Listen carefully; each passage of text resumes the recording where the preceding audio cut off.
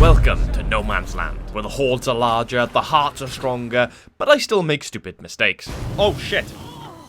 Oh, sorry Stu, I might have burnt my leader. Today we'll be continuing to conquer Mega Valley, and once the Loungers finished upgrading to level 3, we'll be able to train up our new recruits without needing to risk them to a pack of crackheads. But before we continue our quest, we've got a siege site and an infested outpost we need to take down, and we really need that daily income of medical supplies. Although I decide to sort out the siege site later, as there's currently 5 juggernauts wandering around, but at least I can claim back my medical centre from the infestation. Get fucked Bloater and get fucked Screamer. And seeing as we're next door to an ally, I decide to take the opportunity to trade, purchasing more mollies and a fuel can, things I'll very much need going forward. Then Rotsack heads off to hunt down the last 2 plague hearts this side of the river, and this time he's prepared. He's got 5 C4 to test out on these hearts, as the comment section is always telling me, just use C4, it's so much bloody easier. Well, you're about to see why that's not the case. Luckily the 2 hearts are close to each other, so I can run between the 2. After parking up next to the corral, I head in on foot, dropping a piece of C4, and after waiting for the Zeds to follow me through the gap, I hit bang. That shit worked great! So you say, Rotsack, let's try it again.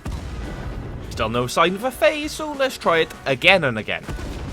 Unfortunately, when I try to set number 4, it bugs out through the wall, and then when I try to detonate it, I plant the final C4. Well, that was a bloody waste. Seeing as that was very loud, I decide to leave the area and head towards the heart across the field. Usually I hate the hearts that are located in these bathrooms, as they are a nightmare to get out of trying to escape that cloud. But for now, it does me well. With the correct timing, I can continue to keep the dead off me, while also hitting the heart. And after a few minutes of repeating this, we complete the first phase, although we do get slightly hurt in the escape. What can I say, the Strat is a double-bladed sword. And while it's phasing, I head back to the previous heart, and it looks like I'm not the only one trying to kill this thing. Help Nathan destroy the plague heart, turtle Rick. Yeah, sure man, no problem. After hearing the cries of a crackhead, I dip and drop a molly that might have slightly singed Nathan in the process. And after a bit of back and forth with the blood feral, during which I get slung around by my neck, I get the win. Then it's back to beating the heart while Nathan pops shots outside, hopefully distracting the hordes while the real hero does the heavy lifting. I complete the first phase, although my brick hammer is now yellow, and nobody enjoys a yellow hat. Wait, hang on, no, that joke doesn't work if it's not a drive shaft. Shit.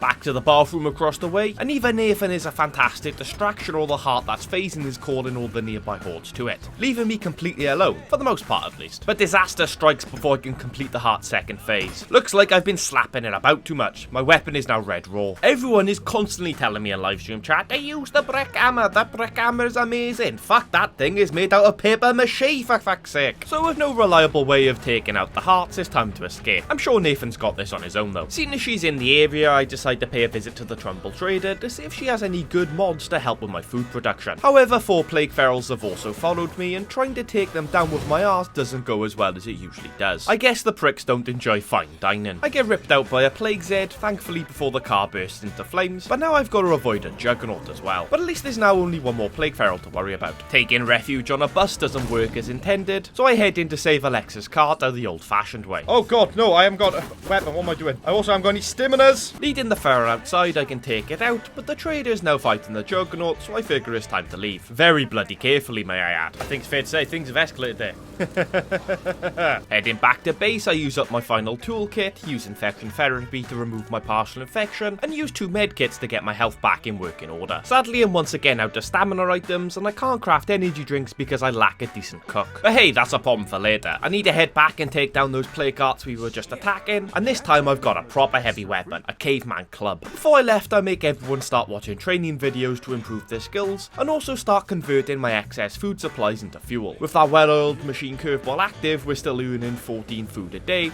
so we have plenty to spare. After getting back to plague territory, I go back to assaulting the bathroom heart, and even with no stamina, I do a great job of keeping the undead at bay, until I get bored and drop a firebomb, that is. And while that did a great job of clearing the horde, it's still another minute and a half of beating until we get the kill. I then retreat to the car to lead the hordes away, before sneaking through the back door to collect its loot. Even the crossbow shall be used for scraps. But not wanting to push my luck, it's time to get out of there. And once again, our car is smoking. It's a bloody shame I still haven't got a mechanic to build toolkits for me. I head back to base to unload, then take off in the Miagra to lead the earlier mentioned juggernauts towards my landmine protected outpost. The first of which goes perfectly to plan. However, the other 4 seem to have wandered off. I guess they didn't want to catch these hands. I make my way inside the siege site, and after taking several unnecessary hits, I get the screamer taken care of. Now I just need to escape. Oh, I'm out of fuel. Well, this went bad. Now, I'm especially glad those jugnauts had fucked off. We run back to base as Rotsack needs to rest his sack. And after checking the lad into the infirmary, I take over as Farsight, our as of yet unused fortifications-ist. She grabs all of our useless but valuable shite, including the Red Talon officer's quarters prefab, and heads off to make a trade deal with a motherfucking Echo Lab trader. The Echo Lab trader sells one thing that will hopefully make things so much easier for us going forward: the advanced biochem station. With that, we'll be able to craft scent block and bloater gas, although at a high resource price. I've got to sell literally everything in order to afford it, but I purchase it along with 6 bloater gas and 3 scent blocks. Then I immediately head back to get it installed to my infirmary. Next up, the snack scavengers are asking for some medical supplies, and with meds being one of the many things I'm struggling with right now, it wouldn't be smart to just give some away. Luckily, I have a crafty plan. I find a pharmacy outside a plague territory I'm yet to raid, and make our way over there to collect the supplies. Although things quite quickly escalate when a crackhead follows me. Obviously I can take him down easy enough, but the hordes that were attracted to those gunshots very quickly overwhelm me. And seeing as I've still got no stamina items, I've got to do something drastic. Run away like a little bitch. I burst through the back door of a nearby house so the crowds will follow, then sneak my way back to the pharmacy. But I've still got to take down a few that are lingering, as well as a few inside the building. I then collect the sack of meds as well as a white noise machine and a couple of bottles of painkillers. But before we head to the snack scavengers, we have a play card to settle a score with, and I brought scent block for this exact eventuality. But it seems the undead didn't get the memo. How are you touching me right now, you prick? I try leading a feral outside to shoot it peacefully, but it's giving off proper incel vibes. Will you fuck off? I got a fucking scent block on you, dozy twat! And after missing way more shots than I'm willing to admit, will you stay still, you fucking bleeding crack-headed prick? We put the crackhead down. Eventually, then it's time to test out our new bloater grenades. Although without flares, I've got to use firecrackers to light the cloud. Unfortunately, the thing about firecrackers is it tends to alert a lot of the undead. A second gas grenade completes a phase and burns up all the undead, although that turns out to be a waste as the next thing to enter the building is a bloater. So one firebomb detonates the cloud and takes down the heart once and for all. And with scent block still active, it's not a problem to loot the heart, being extra grateful for those stimulants. I then head home to unload, not those meds though, and once infection therapy is removed my partial infection, we can make our way to the snack scavengers. My plan is simple. I desperately need 2 things: toolkits and stamina items. If I give these medical supplies to the Enclave, they'll become allied and I'll be able to recruit one for free. But before I give them the sack, I'm gonna check out their stats to see if they have anything valuable to my cause. I need a cook and a mechanic, and I immediately hit gold with the leader Adelita, who has the cuisine Kirk skill giving us knowledge of cooking. Caden is a programmer, but I've already got a hacker, and Gage has a blank slot which I could fill with mechanics thanks to having a fuel outpost. But ultimately there's only one logical choice. Adelita, welcome to the team. Although before recruiting her I make sure to buy back the medsec as well as the toolkit they had for sale. Sadly however, it's not as simple as it seems, as Adelita also has blood plague, so technically she did cost me a cure. There's always one trying to hide the zombie bite. But don't worry, she won't be leaving base ever again. Just sat in the corner rotting, cooking me energy drink after energy drink so the important people can have plenty of stamina as they defeat the blood plague. I drop her back off at home. She insisted to sit in the back, by the way. Then as I'm coming out of the menus, I pressed the wrong button. Oh shit.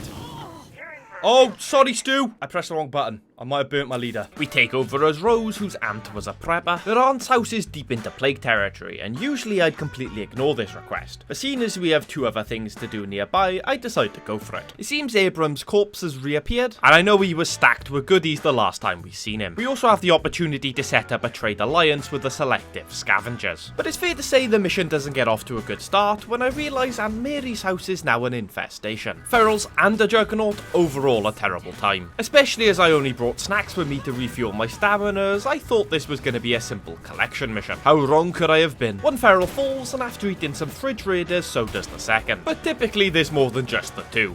Oh god damn it! Running down some rocky terrain at least manages to buy me some time, so I can eliminate one, but then unfortunately contract blood plague. Luckily I've got cures on me, but with only 1 left that's going to be a problem. At least with the ferals dead I feel much safer in taking down this infestation. And surprisingly I managed to take down the 2 screamers without the other Zeds causing me any issues. Was it because I was sneaking? No, don't be foolish. But I can't search the house with a Juggernaut and a horde present, so next up I head to take down Abram's corpse. Abrams, you son of a bitch. I loved you like a brother, man. Well, I suppose every sibling has wanted to cave in the skull of the other at least once. Now, hurry up and let me search your bloody corpse, will you? Sadly, I was never given the option to search, but later I did find out his items have been transferred to the supply locker. So it's all good. Then it's back to Aunt Mary's house. But another infestation has become present once again. Fuck's sake, this shit is taking the bloody piss, man. Luckily, a single molly pops the bloater and eventually the screamer, but after contracting blood plague for the second time in 5 minutes, I decide we need to leave once again. Fucking screamers, man. Always bloody...